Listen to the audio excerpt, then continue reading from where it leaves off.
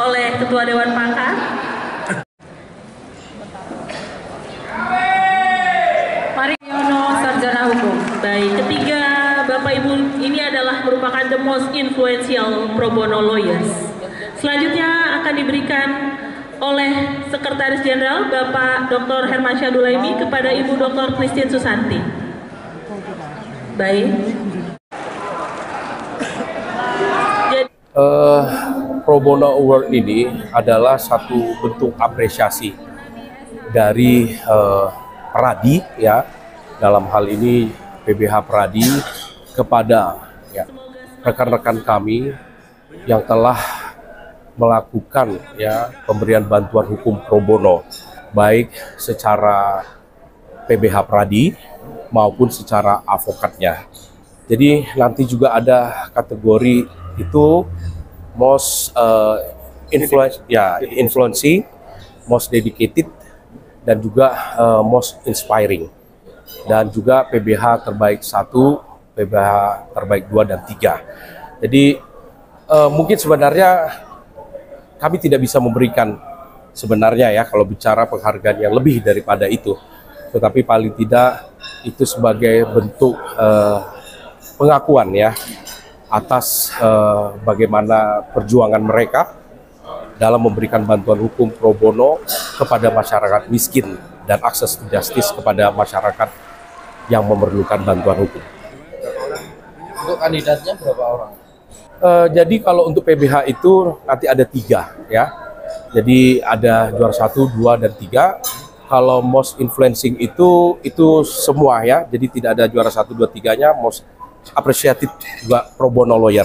Jadi most influencing pro bono lawyer, most appreciated pro bono lawyer, serta founding father dan most influencing pro bono lawyer. Artinya ada penilaian tersendiri ya sepanjang tahun itu?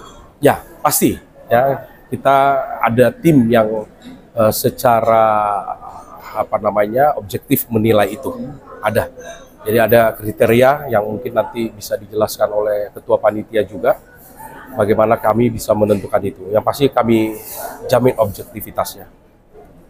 Kalau jumlah orang yang pro bono di Indonesia sendiri, jadi begini, PBH Pradi ini ada 168 cabang, sementara DPC Pradi aja ada sekitar 190 ya, dan advokat Pradi itu mungkin sekitar 60.000 ya, kurang lebih. Dan kewajiban pro bono ini sudah diatur dalam Undang-Undang Advokat PP 83 tahun 2008 ya, kemudian SK Pendirian PBH Pradi tahun 2009 dan PP nomor 1 tahun 2010 yang mewajibkan advokat Pradi untuk memberikan bantuan hukum pro bono. Dan ini benar-benar satu, selain kewajiban yang diamanahkan oleh undang-undang, ini juga panggilan panggilan kemanusiaan. Jadi makanya kita selalu mengatakan ini adalah pejuang-pejuang pro bono, dan untuk itu kami memberikan apresiasi melalui Pro Bono Award. Ada 168 cabang ya, di kota, kabupaten gitu ya. Nah, dan akan terus bertambah seiring tentunya nanti DPC juga bertambah, PBH juga akan bertambah gitu. Sejauh ini sudah ada berapa advokat yang mendapat penghargaan pro bono? Jadi kita dulu pernah menyelenggarakan, sebenarnya pionir bahkan tahun 2016. Lantas ada yang lain juga barangkali membuat seperti itu ya, award seperti itu, tapi kita itu bisa dibilang sebagai pionirnya tahun 2016 lalu. Nah, makanya di era kepengurusannya sekarang kita buat lagi gitu. Jadi ini Pro Bono Award yang kedua oleh untuk Pradi. Harapannya Pak dengan adanya Pro Bono Award ini untuk advokat. Jadi seperti yang saya katakan, tidak cukup sebenarnya memberikan apresiasi terus terang gitu ya bagi pejuang-pejuang pro bono ini. Tidak cukup hanya sekedar award saja. Tapi inilah yang bisa kami berikan pengurus PBH pusat kepada mereka. Harapannya ya tentunya sebagai motivasi ya kepada teman-teman yang lain. Setidaknya ya kami dari PBH pusat ini memberikan satu apresiasi kepada mereka. Walaupun apa yang mereka lakukan itu tentunya upah mereka besar di surga.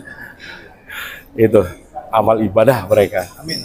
Jadi memang yang avokat yang tergabung di pro bono itu ada berapa jumlahnya, terus mereka yang melakukan proses Ya.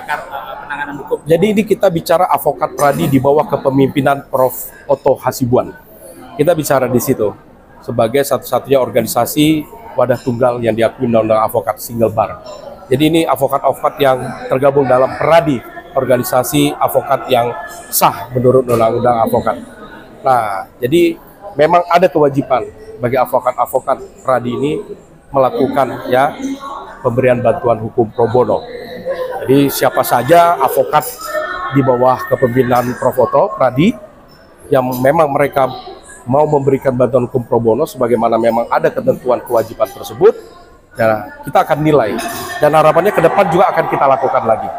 Ya, mungkin harapannya lebih baik lagi. Kalau persentase kira-kira juga berapa persen yang kita. Nah, ini juga ya menjadi nanti ini bagi kami ya di PBA Pusat, karena kami perlu akan mendata lebih lanjut.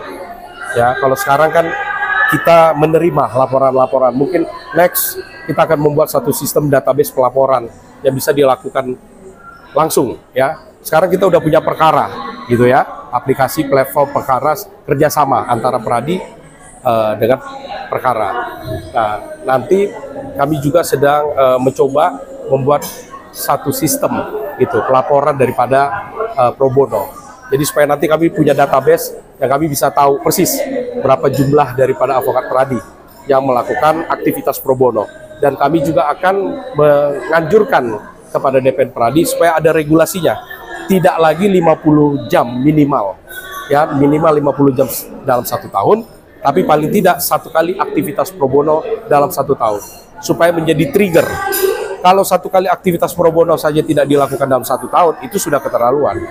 Dan nanti sebenarnya di PP 1 tahun 2010 itu sudah ada, walaupun bersifat anjuran, ada sanksi. Jadi ada bisa dipospon KTA-nya, kartu tanda pengenalan avokatnya itu kalau dia Inspirasi buat rekan-rekan semua, rekan-rekan sejauh luar biasa. Selamat di Kota Padang kita selenggarakan 30 angkatan.